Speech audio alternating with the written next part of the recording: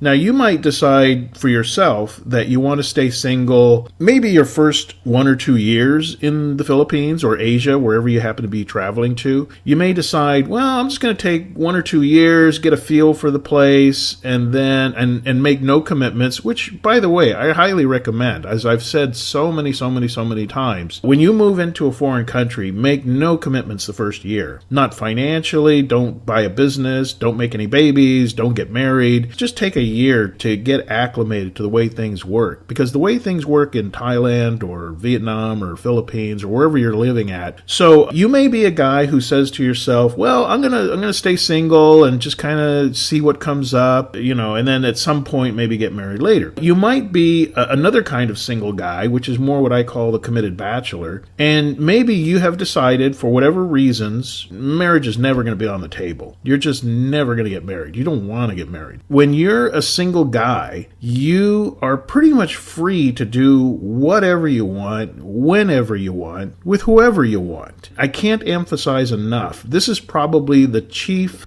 biggest benefit to remaining a single guy. You're literally free to do whatever you want. The money that you earn, you can spend it on just yourself. Unless you have, pre-existing child support or alimony or something like that. Other than that, if you have no girlfriend, okay, and we're talking about completely free agent, there's two different types of single. There's what I call free agent, which is where you're single and you're not attached to anybody. No woman can say that she's your girlfriend. So that's completely free agent single. And you're just free to date whoever you want. And you're not going to tick off anybody because you're not in a relationship with anybody. The other type of single is you're single because you're not married, but you're in a relationship. You're still single, but you don't have the freedom to just date whoever you want. I mean, you could do it, but there's a whole lot of drama that comes when you try to juggle 2 or 3 women at the same time in a relationship. So the biggest benefit that I can present first is your freedom.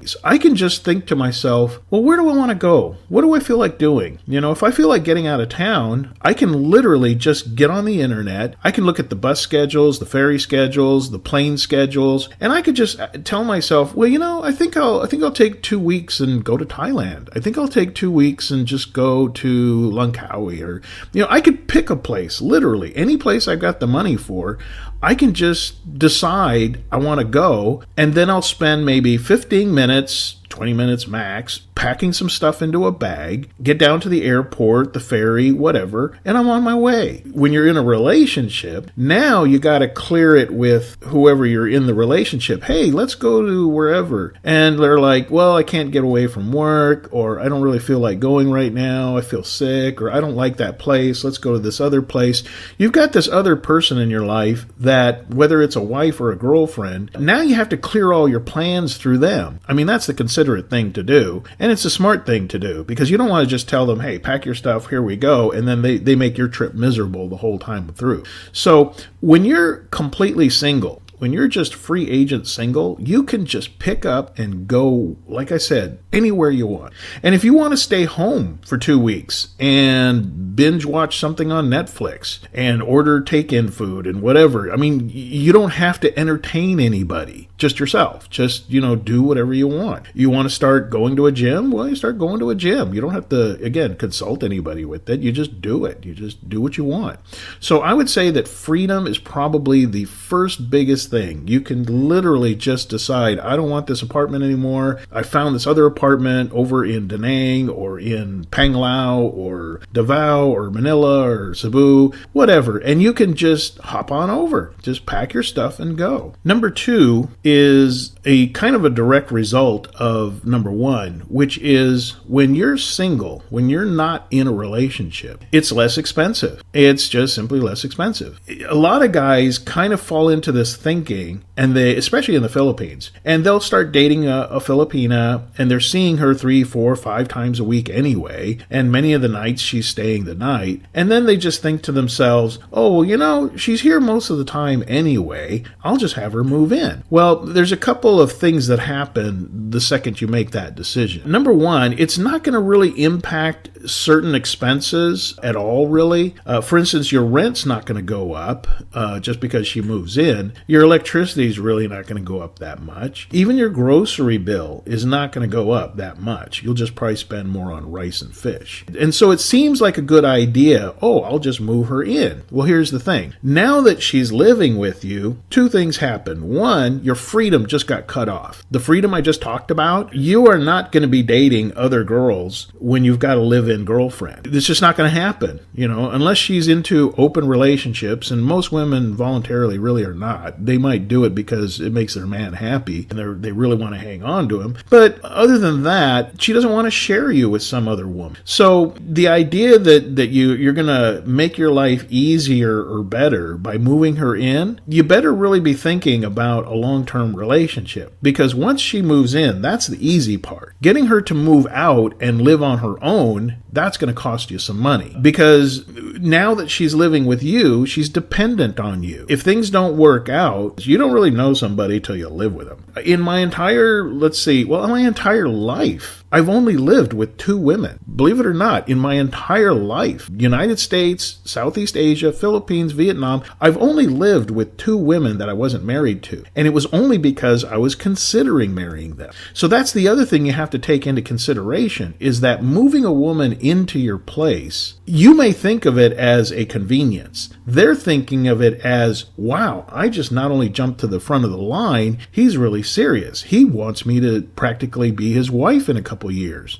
So when it comes time that it just doesn't work out or whatever, unless you marry her, now you have to get her back on her feet. I mean, if you want to be a decent, normal human being, unless you're the kind of person that just is going to toss her out. And this has happened. Guys have tossed out the woman literally just out on the street with their things with 500 pesos, $10, and just told them, take a bus, go. And unless you're that kind of jackass, now that she's been dependent on you for 6 months or a year, you owe it to her, really, to help her not just move out, but get settled to where she can be on her feet. Now, many times they can move back in with their parents or whatever, but you may have to help her get a boarding house and pay for it. I mean, again, if you want to do the decent right thing, to avoid that, the loss of your freedom and all that, avoid having her move in. When you're single and you're just sort of dating around, it's like, well, maybe you see this one once or twice a week and that one once or twice a week. And in the month, you're maybe kind of rotating and you see 3 or 4 girls. And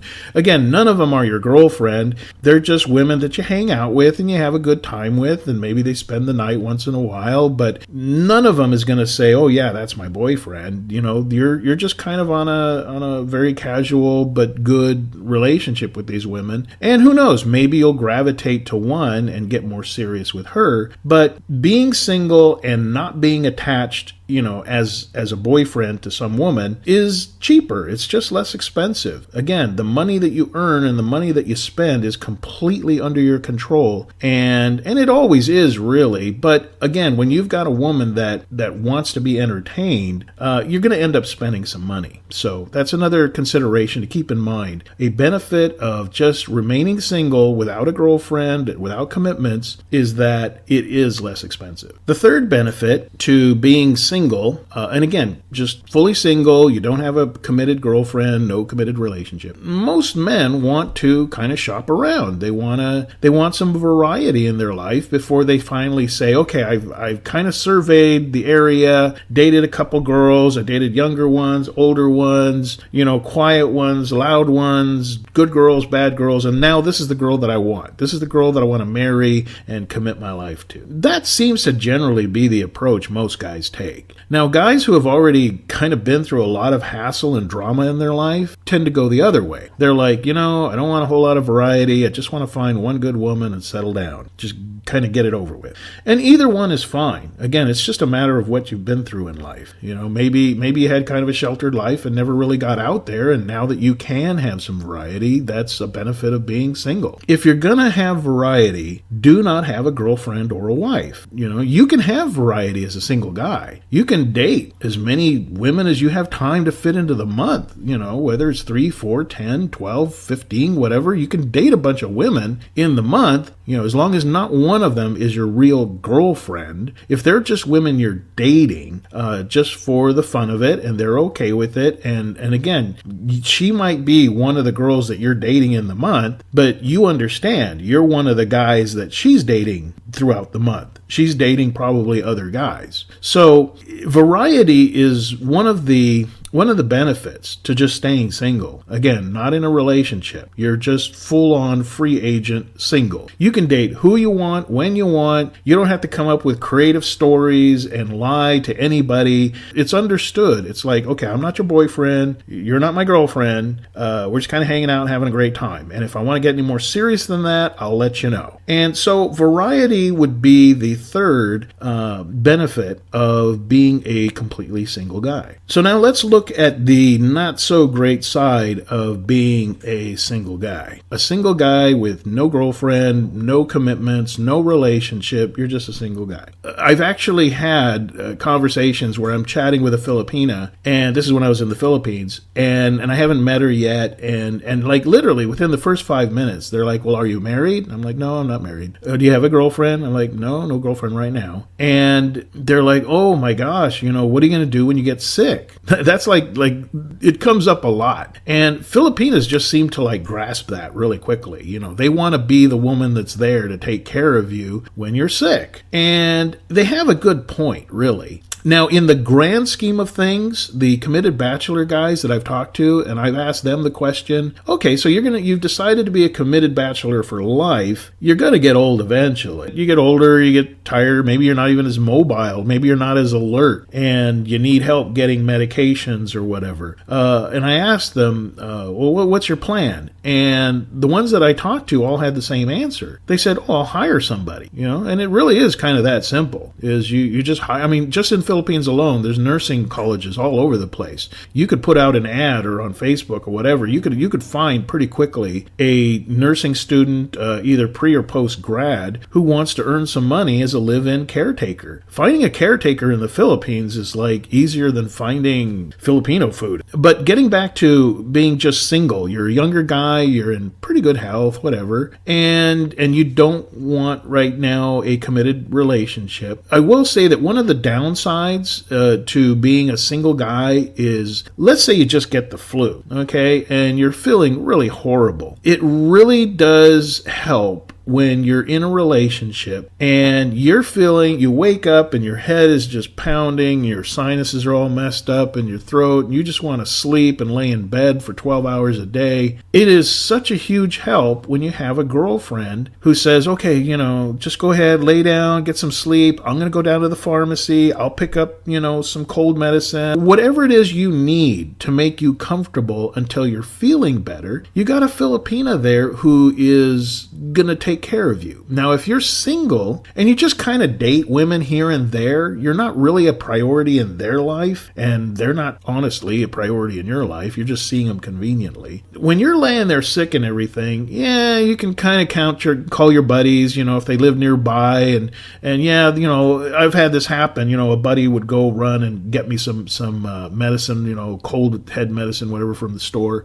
But they're not going to hang around and tuck you in and make you soup and whatever. Whereas a girlfriend, she'll do that. She will just stay a couple nights and just, again, make you some soup and make sure you're comfortable and bring you water and put the TV on and, just all those things So one downside to being a single guy without a relationship is that when you do get sick, and again, same thing, if you end up with a broken arm and you're in the hospital, whatever, you should really have a good network of buddies that you can call on them and count on them, that are living nearby. It doesn't do any good if they're 4 islands away or 4 hours away. The second downside that you're going to run into as a single guy, again, not committed in a relationship, is the whole feast and famine issue. It's just part of being a single guy. You're putting out feelers and however way you want. You might be chatting up girls at the mall. You might be introducing yourself to women online. You're just doing whatever you're doing to bring in some girls that you want to get involved with. And then one of two things happens, and usually it's predicated by the famine part. There'll be a period, and it may only be 2 days, it may be 2 weeks, and it's nothing's happening. Nobody's biting. The girls girl that you met at the mall, you get your Facebook and you chat a few times, and a week and a half goes by, and all of a sudden you're just not hearing from her. You're not hearing from any of these girls. And you're just kind of going through this famine, just a dry spell. Nothing's going on. And then finally one will respond. And it's like, wow, you hit it off and it's great, and you got nothing else going on, so you're just kind of seeing her more and more, like, almost every other day of the week. And then they start rolling in. It's like a delayed effect. Now, all these, 10, 12, 20 women that you contact, they all, for some reason, decide to all respond at the same time. And now you've got like 8, 9 women that are all saying, hey, can we meet for dinner? Can I meet you for lunch? Can I go to your place? Can I cook at your place? Can we go to a movie? I mean, you've just got more dates than you can handle. And I know what you're thinking. You're thinking, oh, that sounds great. That sounds awesome. All these pretty women want to spend time with you. Well, it's only great up until the point that it becomes a management issue, because it really is a hassle trying to decide, okay, I'm going to see this one, but I'm not going to see this one. I'd like to see that one, but I don't have time for her. And you're basically, you're overloaded. You're missing out on some great opportunities to be with women because you've got so many women to deal with. And that's one of the things about being a single guy, is you will go through feast and famine. You'll have just periods where you're like, geez, I can't give it away on 7th Avenue. It's just, but then all of a sudden, bam, it just all floods in. And now you've got to manage and process and this whole juggling act to deal with them. And invariably, if there's too many, some of them get tired of waiting, or they find out you're seeing other girls and then they disappear. So the feast or famine thing, and I've talked to so many guys, and again, it's happened to me, and I've talked to guys when they're in kind of like the dry spell, and it kind of just does a mind thing on you. It's kind of like, well, man, kind of what happened here? It's like, where are the women? They're just not responding, and maybe I'm in a dry spell, maybe I passed my peak, maybe I'm done, maybe I'm over, and then it's like 2 days later, it's, oh my God, I can't, I'm getting flooded with all these girls. The final third thing that's a big negative is the whole fact that if you're going to be a single guy and you start setting goals for yourself, and that's a good thing, and you might say, well, hey, I'm in a good position. I've got a lot of time. I've got plenty of money. I've got lots of energy. I'm going to make a list of my goals, and I'm going to work on these goals. And it becomes important to you to reach these goals. And it might be travel. That's usually the most common one. It might be setting up a business. You may decide, oh, I've always wanted to set up this or that business, online or offline, whatever. It might be your hobby. Whatever it is, you start finding yourself very committed and productive in chasing your hobbies and interests and goals. Well, one of the negatives that comes along is that you can become so kind of content with being single and not really feeling the need to make a commitment. In fact, the idea of making a commitment and losing the benefits of being a single guy, well, if you go through this thought process and you think to yourself, well, gee, if I get into a committed relationship and that's looking at long term, a woman who's a keeper, a woman who, like, you're just telling yourself, oh my God, I'd be an idiot to give this woman up. And when you're at those crossroads, if you do decide to stay a single guy, here is the inevitable downside that you're going to face. And it's that you're going to see a lot of really good women, keepers, women that would have made a great wife. You're going to see those women slip through your fingers.